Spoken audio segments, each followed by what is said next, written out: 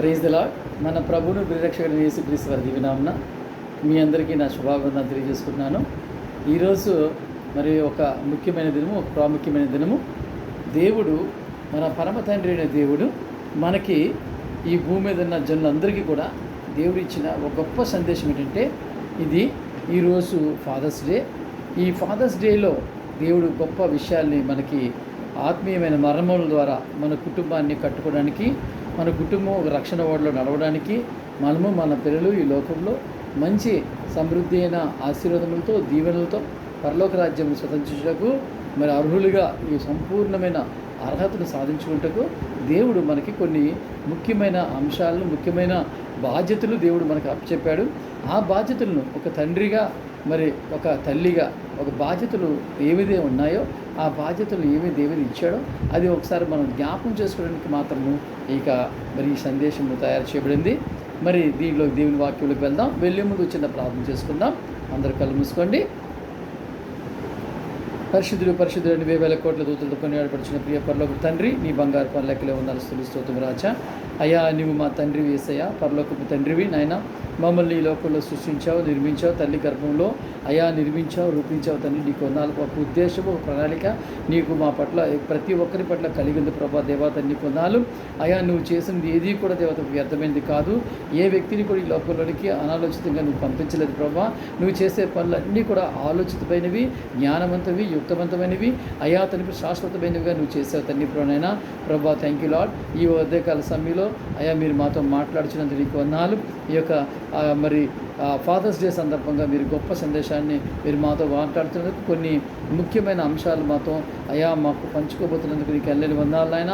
మీ ఆత్మ మమ్మల్ని నడిపించండి. వినగల చెవులు గ్రహించే మనసు ప్రతి ఒక్కరు దయచేయమని యేసు అతి శ్రేష్టమైన నామములో అతి వికృతమైన క్షాం తండ్రి, ఆమేన్. సో ప్రియ మిత్రులారా, బాగున్నారా? ఎస్, నిజమే. అందరూ దేవుని కృపను బట్టి అంత్యకాలంలో ఆయన మరి రెక్కల చాటును భద్రపరచుకోవడం బట్టి అందరూ ఎంతో మరి క్షేమంగాను, సంతోషంగాను, ఆనందంగాను ఉన్నారని నమ్ముచున్నాను. ఎందుకంటే మరి ఈ లోకంలో అనేకమైన శ్రమలు మరి రాక తప్పవు. ఈ శ్రమలన్నీ మనం జయించుకుంటూ దేవుని యందు విశ్వాస పోరాటంలో మనం గెలుస్తూ మనం ముందుకు సాగిపోతున్నాం అనే హృదయపూర్వకంగా విశ్వసిస్తున్నాను. మరి ముఖ్యంగా ఈరోజు మనకందరికీ తెలిసిన దినమే తండ్రి, మరి పరమ తండ్రి మనకు ఒక విషయాన్ని జ్ఞాపకం చేస్తున్నాడు. ఆయన పరలోకపు తండ్రి. ఈ లోకంలో మనకి మరి శారీరకమైన తండ్రులు ఉంటారు, కానీ పరలోకపు తండ్రి గురించి మనం ఈరోజు తెలుసుకోవాలి. పరలోకపు తండ్రి ఈ లోకంలో మనం ఎటువంటి తండ్రులుగా జీవించాలి, ఎటువంటి బాధ్యతలు మనము ఈ లోకంలో మన బిడ్డల పట్ల, మనకిచ్చిన బహుమానాల పట్ల మనము మరి వ్యవహరించాలని తెలుసుకోవాలి. మనం ముఖ్యంగా మనం తెలుసుకున్నట్లయితే ఇక్కడ దేవుడు ఒక విషయం మాట్లాడుతున్నాడు. కీర్తనలు 127వ కీర్తన 127, శామ్స్ 127 తీసుకున్నట్లయితే దాంట్లో మొట్టమొదటిగా మనకు దేవుడు మనకు తెలియజేస్తుంది ఏంటంటే, ఈ కుమారుల గురించి, కుమార్తెల యొక్క మరి ఆ స్వాస్థ్యంను, బహుమానం మనం ఏ విధంగా ఇచ్చాడో మనకి దాని యొక్క ఉద్దేశం ఏమిటో మనకి తెలియజేయబడుతుందండి. ఒకసారి చూసినట్లయితే 127 కీర్తనలు 127 తీయండి.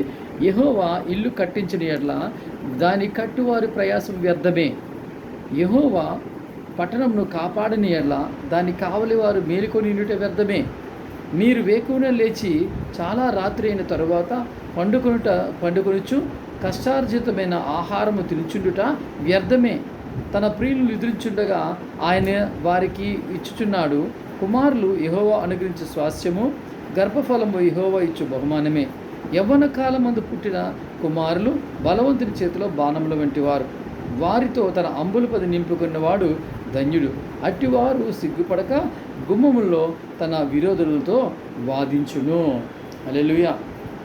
చూడండి, ఎంత మంచి వాక్యము దేవుడు మనకి ఇచ్చాడు. చాలామంది ఈ రోజుల్లో ఏమనుకుంటామంటే, ఒక ఇల్లు కట్టుకోవాలన్నా, ఇల్లు కట్టడం అంటే ఒక గృహము కట్టుకోవాలి. గృహము, ఇల్లు వేరు, గృహము వేరు. ఇల్లు అంటే ఒక మరి యొక్క ఇటుకలు, రాయలు, సిమెంటు, ఇసుక వీటితో కట్టబడిన ఒక నివాసయోగ్యమైన ఒక ప్రదేశము. అయితే గృహము అనేది ఏంటంటే, ఆ గృహములో మనతో పాటు మన పిల్లలు, మన భార్య, మన పిల్లలు, మన తల్లిదండ్రులు, వారితో పాటు నివాసం ఉంటుంది. ఎవరంటే తండ్రి అయిన దేవుడు. తండ్రి అయిన పరమ దేవుడు, పరమ తండ్రి ఆయన ఏమంటాడంటే, నేను వారితో నివసిస్తాను, వారిలో సంచరిస్తాను, వారితో కలిసి నేను వారికి తండ్రి ఉంటాను, వారు నాకు మరి నేను వారికి దేవుడిని అయి ఉంటాను, వారికి తండ్రి అయి ఉంటాను, వారు నాకు కుమారులు కుమార్తెలు అయి ఉంటారని దేవుని వాక్యము కొరింథీయులకు రాసిన పత్రికలో తెలియజేయబడింది. మరి ఆయన మనతో పాటు నివాసం ఉండే ఆ ఇల్లు ఏంటంటే ఎవరు కాపాడతారండి? యెహోవా ఇల్లు కట్టించిన ఎడల దాని కట్టువారి ప్రయాసం వ్యర్థమే. మనము మరి దేవుడు ఏంటంటే మన ఇల్లు, ఆయన మరి అధిపతి మన ఇంటికి మన యొక్క ప్రవర్తన, మన నడవడిక ఇవన్నీ కూడా చాలా కౌంట్లోకి వస్తాయండి. మరి ఆ విధంగా మన ఏంటంటే మరి చాలామంది అనుకుంటారు మన ఇల్లుని మనం మరి సంపాదనతోనూ మరి ఆస్తిపాస్తులతోనూ మరి వెండి బంగారాలతోనూ బయట సమాజంలో ఉన్న ఒక పేరు ప్రతిష్ట లాంటి వాటితోనూ దేని ద్వారానో మనం కాపాడుకుంటున్నాం, మన ఇల్లుని నడిపించుకుంటున్నాం అన్న. కానీ నీకు పేరు ఎలా వస్తుందంటే దేవుని వలన నీకు పేరు వస్తుందండి. దేవుని యొక్క ఆజ్ఞలో నువ్వు నీ యొక్క కుటుంబం నడుచుకోవడం వల్లనే ఆ యొక్క కుటుంబానికి గౌరవము, ఆ కుటుంబానికి ద్వారా దేవుడు మహింపరచబడతాడు. చూడండి, మరి ఆ కుటుంబంలో తండ్రి యొక్క ప్రవర్తన ఎలా ఉండాలి, తండ్రి యొక్క బాధ్యతలు ఏంటి. మరి తండ్రి అంటే ఈరోజు మన తల్లి గురించి కూడా మనం మాట్లాడుకున్నట్లయితే వారి బరువు బాధ్యతలు, వారి యొక్క మరి దేవుడు వారికి ఏంటి రెస్పాన్సిబిలిటీ ఇచ్చడం మనం చూడాలి. చూడండి, తండ్రి తన కుటుంబాన్ని సరిగా చూసుకోకపోతే, సరిగా పాలించకపోతే, ఒక నాయకత్వం శిరస్సుగా ఉండి ఆ శిరస్సే మరి దేవుని యొక్క మాట వినని ఒక పద్ధతిలో అతను నడుచుకుంటూ వెళ్ళిపోతూ ఉన్నట్లయితే ఆ కుటుంబము ఎలా ఉంటుందండి? శిరస్సే మాట వినట్లేదు అంటే ఏమవుతుందండి? ఎవరికైనా మతి స్థిమితం లేని వాడిని ఏమంటారంటే వాడి శిరస్సు వాడి బుర్ర పనిచేయట్లేదు అంటారు. మరి బుర్ర పనిచేయనోడు యొక్క దేహము, వాడి కార్యములు, వాడి కార్యకలాపాలు, వాడి యొక్క ప్రవర్తన ఎలా ఉంటుంది? చాలా చాలా మరి ఏమి కూడా ఒక ఆర్డర్లో ఉండవు. చాలా మరి ఇబ్బందికరంగా అతనికే కాదు, తన కుటుంబానికి కాదు, తన సమాజానికి, తన సంఘములకు కూడా ఎంతో మరి విఘాతకరంగా ఉండే అటువంటి జీవితం జీవించాల్సి వస్తుంది. అదే మరి ఇక్కడ ఈ యొక్క మంచి తెలివైన మరి మంచి పద్ధతి అయిన భయభక్తులు కలిగిన ఆ యొక్క బిడ్డలో ఆ కుటుంబంగా ఉండాలి అంటే కొన్ని మాదిరికరమైన కొన్ని రూల్స్ రెగ్యులేషన్స్ దేవుడు మనకు పెట్టినాడు. మనం మొట్టమొదటి చూసుకుంటే మనం తండ్రిని విశ్వాసము గల తండ్రిని జ్ఞాపకం చేసుకోవాలంటే విశ్వాసంకి తండ్రి ఎవరు అండి? మరి అబ్రహాం గారు విశ్వాసులకు తండ్రిగా ఉన్నాడు. ఆయన ఏం చేశాడు? అబ్రాము దేవుని యొక్క స్వరమును వినడం నేర్చుకున్నాడు. దేవునితో ఒక మంచి సంబంధ బాంధవ్యాలు పెట్టుకోవడం నేర్చుకున్నాడు. దేవునితో మంచి నడవేటగా పెట్టుకోవడం నేర్చుకున్నాడు. దేవుని యందు భయభక్తులతో విశ్వాసంతో ఈయన ఈ లోకంలో నడవడం నేర్చుకున్నాడు. మరి ఆ విధంగా మనం కూడా ఈ లోకంలో నడుచుకోవాలని దేవుడు కోరుకుంటున్నాడు. అబ్రహాము విశ్వాసులకు తండ్రి అంటే ఏం చేశాడంటే ఇస్సాకును బలి ఇచ్చాడు అని అంటే అక్కడ విషయం ఏంటంటే దేవుడు అతను ఒక మాదిరికరంగా తీసి తల్లిదండ్రులు అయిన వారు మీరు కూడా ఈ లోకంలో దేవునికి ఈ విధమైన భయభక్తులతో ఉండాలి అంటే దేవుడు మరి ఇస్సాకును కోరుకునేవాడా? ఇస్సాకును మరి బలిగా తీసుకునేవాడా అనుకున్నవాడా? కాదండి. దేవుడు ఏం చేస్తున్నాడంటే నిన్ను పరీక్షిస్తున్నాడు. నీ విశ్వాసం ఎంత గొప్పదో, నీ విశ్వాసము ఎలాంటిదో.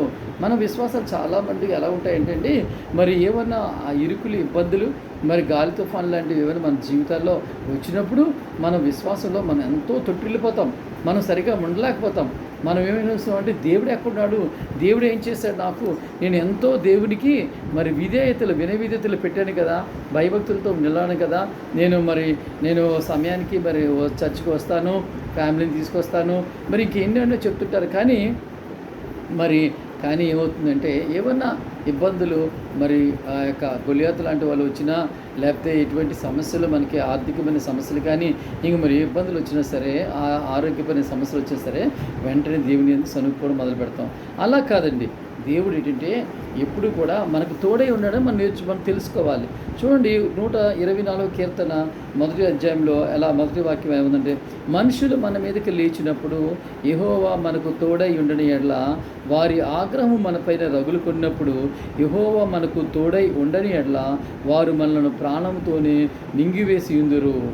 చూడండి ఎంత గొప్ప మాట దేవుడు చెప్తున్నాడు అంటే నేనే నీకు బలము, నేనే నీకు శక్తి, నా రెక్కల చాటున కోడి తన పిల్లల్ని ఏ విధంగా కాపాడుకుంటుందో నేను నిన్ను నీ కుటుంబాన్ని ఆ విధంగా కాపాడుకుంటానని చెప్తుందండి. సో ఈ విధంగా దేవుడు మనకి ఎల్లవేళ కాపుదలిస్తున్నాడు. ఈ అబ్రహాము గారు తన కుమారుణ్ణి మరి ఇస్సాకుని బలిగా దేవుడు తీసుకోడు, కానీ నీ విశ్వాసం ఎంతవరకు ఉన్నది అనేది దేవుడు పరిశీలిస్తాడు. అందువల్ల ఏంటంటే ఈ లోకంలో మనకి దేవుడి కంటే ఇంకా గొప్ప అనేది ఏదీ లేదు అని చెప్పి మనము మన నమ్మకంతో మన ప్రయాణం చేయాలి మన జీవితంలో. సో ఆ విధంగా చూసుకున్నట్లయితే మనము నోవా గారిని చూసుకున్నట్లయితే అండి, నోవాహు ఏం చేశాడంటే ఆ యొక్క మరి నోవా గురించి దేవుడు ఒక మంచి మాట ఆదికాండంలోని రాసి ఉన్నాడు. అది ఏం రాసి ఉన్నాడంటే ఒకసారి మనం చూసుకుందామండి.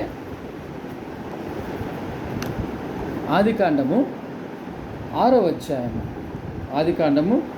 అధ్యాయము మరి 7వ వచనంలో 6వ అధ్యాయము 7వ వచనంలో చెప్పినాడు, అప్పుడు యెహోవా నేను సృజించిన నరులతో కూడా జంతువులను, పురుగులను, ఆకాశ పక్షాదులను భూమి మీద నుండకుండా తుడిచివేదును. ఏలనగా నేను వారిని సృష్టించినందుకు సంతాప నొందినాను. అయితే నోవాహు యెహోవా దృష్టి యందు కృప నొందినవాడాయను. హల్లెలూయా. చూడండి, దేవుడి యొక్క ఉగ్రత మరి ఈ యొక్క దేవుడు తయారు చేసిన ఈ యొక్క భూమి మీదకి వచ్చినప్పుడు మరి ఆయన చూశాడు సమస్తము కూడా వ్యర్థమే. చూడండి, మనిషిని తప్పు చేశాడు, పాపం చేశాడు కాబట్టి మనిషి మీద దేవుడి కోపం రావాలి. కానీ దేవుడి కోపం దేని మీదకి వచ్చిందండి? మొత్తం సమస్తము అన్నిటి మీద కూడా కోపం వచ్చింది. భూమి అంతా నేను తుడిపేస్తాను, ఇవన్నీ కూడా మళ్ళీ నేను ఒకసారి దీన్ని మళ్ళీ రీరైట్ చేసినట్టుగా మళ్ళీ సృజిస్తాను, మళ్ళీ కొత్తగా నూతనంగా చేస్తాను. అయితే దానికి ఒక వేరు, ఒక చిగురుగా ఎవరు ఉంచుతా అన్నాడు అంటే ఒక విత్తనం వలె మరి నోవాహు ఉంచుతా అని చెప్పాడు అనమాట. ఎందుకు నోవాహు నుంచి అంటే నోవాహు భూమి మీద చాలా అతను ఎంత ఉన్నాడంటే నోవాహు ఆ యెహోవా దృష్టి యందు కృప పొందిన వాడాయను. ఆయన కృప పొందిన తర్వాత దేవుడు ఏమన్నానంటే ఆయనతో అన్నాడు 13వ వచనంలో దేవుడు నోవాహుతో సమస్త శరీరుల మూలముగా భూమి బలాత్కారంతో నిండినది కనుక నా సన్నిధిని వారి అంతము వచ్చి ఉన్నది. ఇదిగో వారిని భూమితో కూడా నాశనం చేదును. చితి సారకపు మ్రాణుతో నీ కొరకు ఓడను చేసుకొనుము. అరలు పెట్టి ఆ ఓడను చేసి లోపటను వెలుపటను దానికి కీలు పూయవలను. నీవు దాన్ని చేయవలసిన విధమిది అని చెప్పి దేవుడు ఒక ఓడను తయారు చేయడానికి, ఒక రక్షణ ఓడను తయారు చేయడానికి ఒక మార్గాన్ని, రక్షించబడే మార్గాన్ని మనం ఈ యొక్క లోకము నశించిపోయినప్పుడు మరి లోకమంతా కూడా ఈ ఒక మహా గొప్ప జల ప్రళయంతో ఈ లోకము నిండిపోయే సమయంలో మరి దేవుడు ఈ యొక్క ఒక ఓడను తయారు చేయమన్నాడు. ఆ ఓడను తయారు చేయమని ఎవరు చెప్పాడండి? నోవాహు చెప్పాడు. నోవాహు పిల్లలకు చెప్పాడా? నోవాహు భార్యకి చెప్పాడా? నోవాహు కోడలకు చెప్పాడా? నోవాహు యొక్క మరి ఆ యొక్క పని వారికి చెప్పాడా? లేదండి. నోవాహు చెప్పిందంటే ఆ యొక్క ఇంటికి యజమాని అయినా ఆయనకు చెప్పినాడండి. ఆయన ఎలా ఉన్నాడు అంటే ఇంటికి యజమాని మరి చాలా దేవుని భయభక్తులతో నడిచే వ్యక్తిగా ఉన్నాడు. మీరు యోబుని చూసుకుంటే యోబు కూడా ఏంటంటే ఇంటికి యజమాని, అతను ఎప్పుడు కూడా భయభక్తులతో నిండేవాడండి. చెడును విసర్జించి ఊజి దేశంలో చెడును విసర్జించి ఒక మంచి ఒక ప్రవర్తన కలిగిన దేవుని యందు భయభక్తులు కలిగినవాడిగా అతను కనిపిస్తూ ఉన్నాడండి. ఆ విధంగా ఏంటంటే ఇతను ఒక ఓడను తయారు చేసుకోమన్నాడు. మనం ఏం చేస్తున్నామండి? ఒక ఓడనంటే అర్థం ఏంటి తెలుసండి? ఇక్కడ నీకు ఫిజికల్గా ఒక ఓడ కాదు, కానీ ఒక సంఘమును, ఒక దేవుని యొక్క సంఘము, ఎత్తబడే సంఘము. మనం ఈ లోకంలో ఎత్తబడిన సింగిల్గా ఎత్తపడతామని కాదు, కానీ సార్వత్రిక సంఘాన్ని దేవుడు ఒక సంఘముగా మీరు ఏర్పడాలి. సంఘం ఎక్కడి నుంచి మొదలవుతుంది తెలుసండి? సంఘం మొదట నీ కుటుంబం నుంచి మొదలవుతుంది.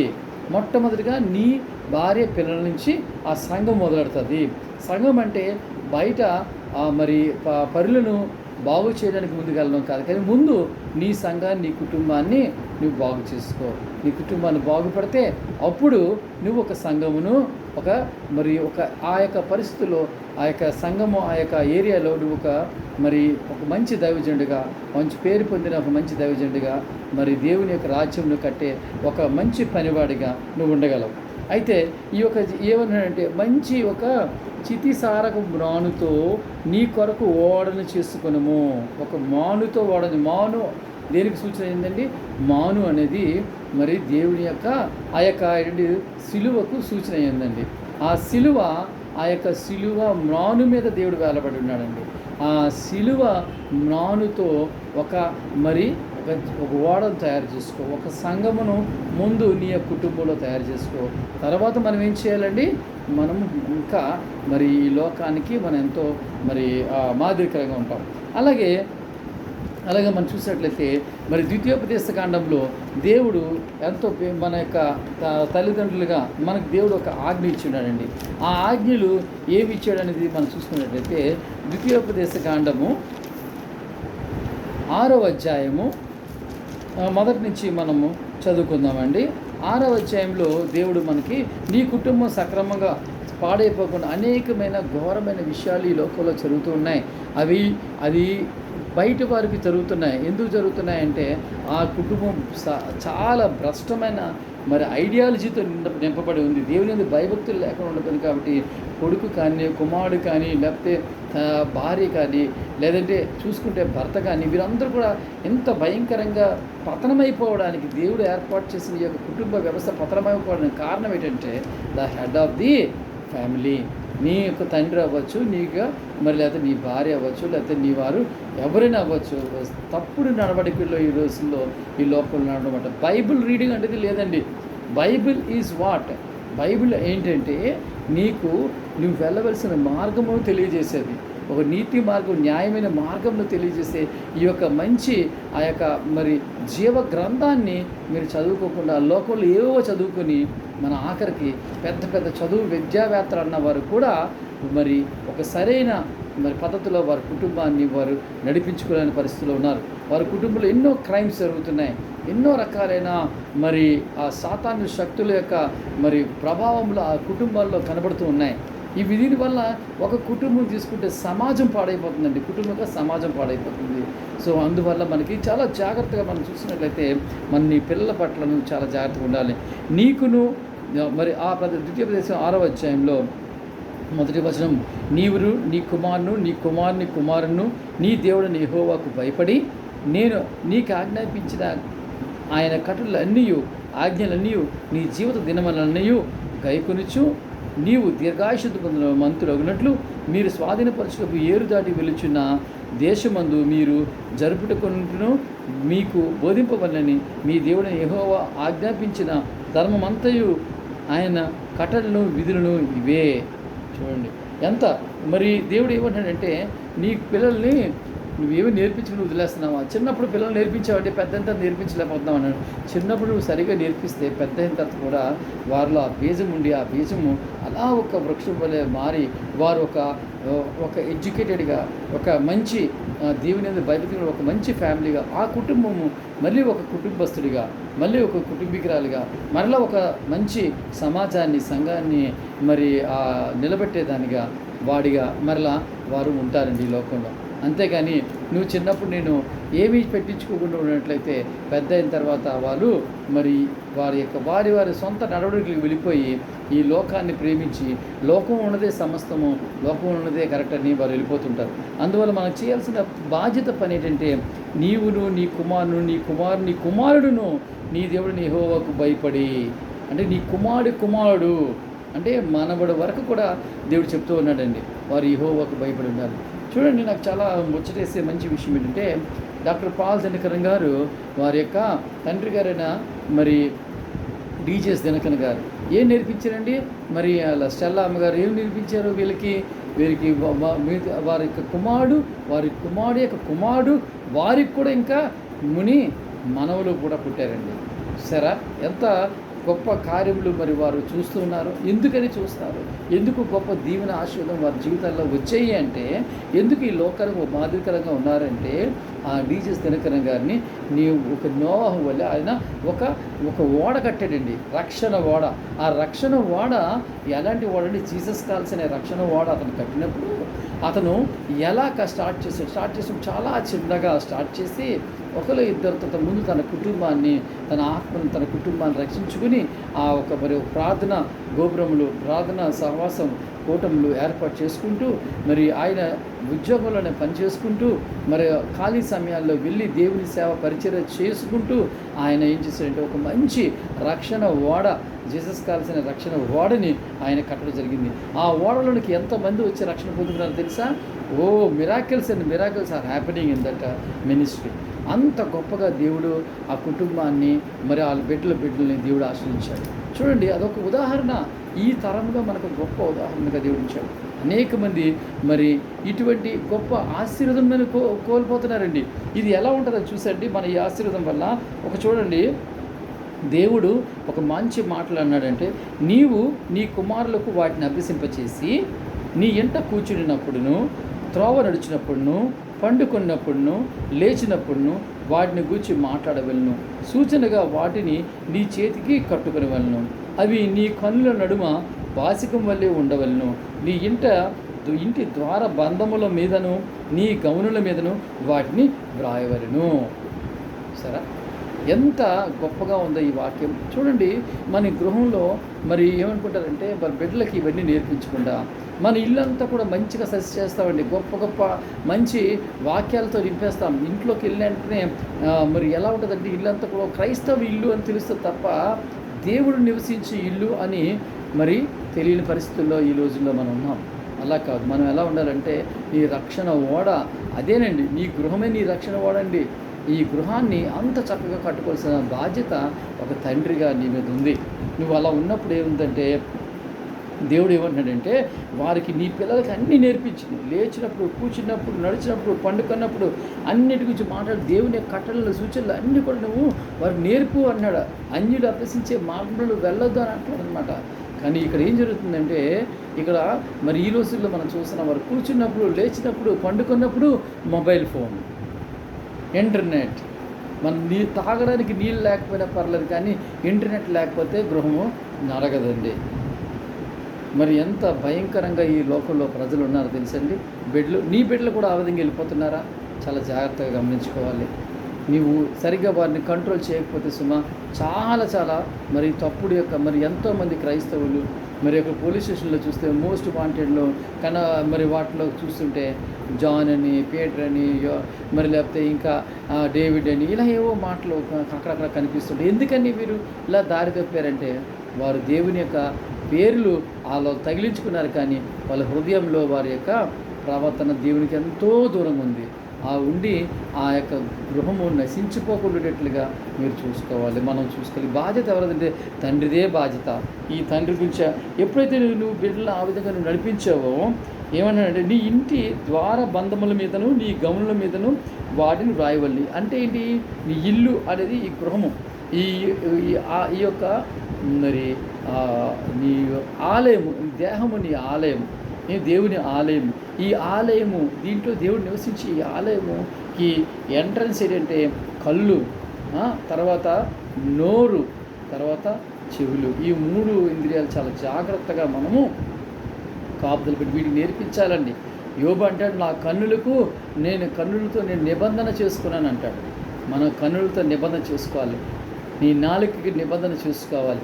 నీ చెవులకు నిబంధన చేసుకోవాలి. నీ యొక్క ప్రవర్తన, నీ కాళ్ళకు, చేతులకు ఒక నిబంధన నేర్పాలంటే మనం, అర్థమైందండి.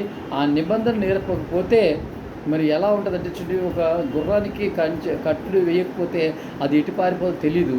అలాగా మనకు ఈ దేవుని యొక్క నిబంధన నీ బిడ్డల మీద రాకపోతే ఎలాగో వెళ్ళిపోతుంది. అందువల్ల బీ డిసిప్లైన్. ఈ రోజుల్లో చాలా కష్టమైపోతుంది డిసిప్లిన్ పెట్టడం పిల్లలకి. ఎందుకంటే చిన్నప్పుడు వాళ్ళకి అన్నం తినిపించాలన్నా, వారు కూర్చోపెట్టాలన్నా, పడుకోబెట్టాలన్నా, ఊరుకోబెట్టాలన్నా మొబైల్ ఇస్తేనే కానీ మనము ఏం చేయాలి. ఆ మొబైల్ వాళ్ళకి చేతిలో ఎంత అలవాటు అయినప్పుడు నువ్వు ఎలాగ వారిని లేచినప్పుడు, కూర్చున్నప్పుడు, పండుకున్నప్పుడు మొబైల్, ఇంటర్నెట్తో పాటు నువ్వు ఇస్తున్నావు. ఇది చాలా మరి ఆలోచించాలి విషయం అండి. ఫాదర్స్ చాలా జాగ్రత్తగా ఆలోచించాలి. నువ్వు సంఘాన్ని, ఇంటికి నాయకుడికి దేవుడు నిన్ను లెక్క చెప్పాడండి. నీ ఇంటి గురించి చూడండి. పొట్టి చెక్క ఏం చేశాడు? దేవుడిని తెలుసుకుని వెంటనే ఆయన చెట్టుకి దేవుడిని చూసినప్పుడు, అక్కడి నుంచి ఏసయ్యని చూసినప్పుడు మరి వెంటనే దిగిపోయి వచ్చాడండి. ఏసయ్య పిలిచాడు అతన్ని, నువ్వు జక్కయ్య నువ్వు దిగిరా, నేను నీ ఇంటికి నేను రావాల్సి ఉంది ఈరోజు అని చెప్పానండి. ఆయన వెంటనే వచ్చి ఆ ఇంటికి రక్షణ వచ్చిందంటండి. యేసయ్య ఏ ఇంట్లోకి వస్తే ఆ ఇంటికి రక్షణ.